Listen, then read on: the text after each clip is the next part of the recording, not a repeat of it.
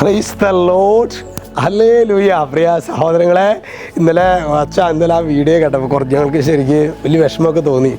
എന്തോരം പ്രതീക്ഷയോടുകൂടിയാണ് ഈസ്റ്റർ വരെയൊക്കെ നമ്മൾ പള്ളിയിൽ പോയിരുന്നു, പ്രാർത്ഥിക്കുന്നു, വചനം വായിക്കുന്നു, അതുപോലെ തന്നെ സോഷ്യൽ മീഡിയ റെസ്ട്രിക്റ്റ് ചെയ്യുന്നു. അച്ഛൻ പറഞ്ഞതുപോലെ ശരി അച്ഛാ, ഞായറാഴ്ച അത് പകുതി നഷ്ടപ്പെട്ടു, തിങ്കളാഴ്ച ഫുള്ള് വെള്ളം നഷ്ടപ്പെട്ടതെല്ലാം അല്ല, ഞങ്ങൾ നേടിയെടുത്തതെല്ലാം നഷ്ടപ്പെട്ടു എന്ന്, നഷ്ടപ്പെട്ടെന്ന് നീ നനച്ചതെല്ലാം തിരികെ വരും നിശ്ചയം, ഏറെ സന്തോഷിക്കാൻ വകയായിടും. എനിക്ക് ആനന്ദമുണ്ട് എന്നുള്ള പാട്ടുണ്ടല്ലോ, അതിലെ വരികളാണിത്. അപ്പോൾ അതുകൊണ്ട് നമ്മൾ നിരാശപ്പെടരുത് സഹോദരങ്ങളെ. നമുക്ക് ഇത്രയേ ഉള്ളൂ. നമ്മൾ ഇന്നലെ പറഞ്ഞില്ലേ, അതായത് നമ്മൾ എന്തോരം ആഗ്രഹിച്ചാലും നമുക്കത് ആഗ്രഹിച്ചുകൊണ്ട് മാത്രം പറ്റില്ല.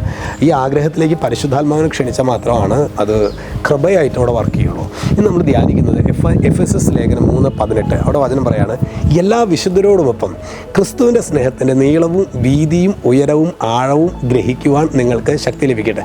എല്ലാ വിശുദ്ധരോടൊപ്പം എന്ന് പറഞ്ഞ് വിശുദ്ധരിൽ നിലനിന്നിരുന്ന ആത്മാവ് പരിശുദ്ധാത്മാവാണ്. അപ്പോൾ ഈ പരിശുദ്ധാത്മാവിൻ്റെ സഹായം ഒരു വ്യക്തിക്ക് ഉണ്ടായാൽ മാത്രമാണ് ക്രിസ്തുവിൻ്റെ സ്നേഹത്തിൻ്റെ വലുപ്പം, നീളം, വീതി, ഉയരം, ആഴം എന്നൊക്കെ എന്താ പറയുന്നത്, ക്രിസ്തുവിൻ്റെ സ്നേഹം ഒരു വ്യക്തിക്ക് മനസ്സിലാക്കാൻ പറ്റണോ. നമ്മുടെ പൂർവികർ, പരിശുദ്ധാത്മാവിൽ പ്രചോദിതരായ നമ്മുടെ പൂർവികർ, അവരാണ് വിശുദ്ധർ അല്ലേ.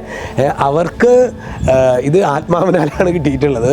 ആത്മാവിൽ, പരിശുദ്ധാത്മാവിലൂടെ മാത്രമാണ് ഈ സ്നേഹത്തിൽ നിന്ന് സ്നേഹം അനുഭവിക്കാനും ഈ സ്നേഹത്തിൽ ഉറച്ചു നിൽക്കാനും പറ്റണമെങ്കിൽ പരിശുദ്ധാത്മാവിൽ ഒരു നിറവ് നമുക്കുണ്ടാകണം. നമ്മുടെ പൂർവികർ അങ്ങനെയാണ് വിശുദ്ധാത്മാക്കൾ അങ്ങനെ ക്രിസ്തുവിൻ്റെ സ്നേഹം അറിഞ്ഞത്. ക്രിസ്തുവിൻ്റെ സ്നേഹം ഒരിക്കലും അറിഞ്ഞ് അനുഭവിച്ച വ്യക്തി പിന്നെ ഒരിക്കലും അതൊന്ന് പിന്നോട്ട് പോകാനായിട്ട് അവൻ ഇത് നമ്മൾ പലപ്പോഴും നമ്മളൊരു ഈ സ്നേഹം ആത്മാവിൽ ഈ സ്നേഹം അറിയാത്തത് കൊണ്ടാണ് ചിലപ്പോഴൊക്കെ നമ്മൾ പെട്ടെന്ന് വീണ് പോകാനുള്ള കാരണം. നമുക്ക് ശക്തമായിട്ട് പ്രാർത്ഥിക്കാം. പരിശുദ്ധാത്മാവ്, ഇന്ന് ബുധനാഴ്ചയല്ലേ, വിശുദ്ധ ഔസേപിതാവിൻ്റെ വലിയൊരു വിശുദ്ധനാണ് വിശുദ്ധ മാറിയ ഔസേപിതാവ്.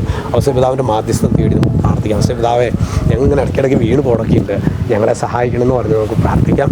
ഈശോ നമ്മെല്ലാവരെയും സമൃദ്ധമായിട്ട് അനുഗ്രഹിക്കട്ടെ. രക്ഷിതാവായ യേശു ക്രിസ്തുവിൻ്റെ നാമത്തിൽ, വചനത്തിൻ്റെ അധികാരത്തിൽ, വിശുദ്ധ കുരിശിൻ്റെ അടയാളത്തിൽ ചെയ്യുന്നു, ഇപ്പോഴും എപ്പോഴും എന്നേക്കും. ആമേൻ.